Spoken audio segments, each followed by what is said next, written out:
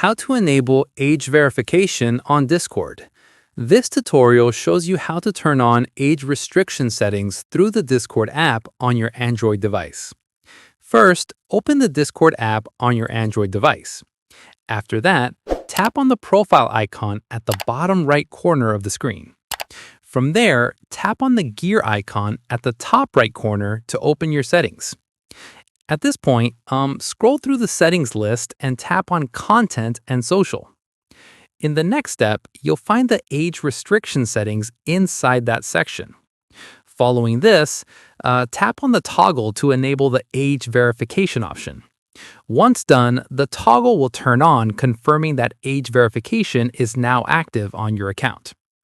Finally, close the Discord app completely and restart your device to make sure all the changes have taken full effect. And that's it. If this Discord guide helped you enable age verification on your account, give it a like, subscribe for more Discord tutorials, and tap the bell icon for updates. See you in the next one.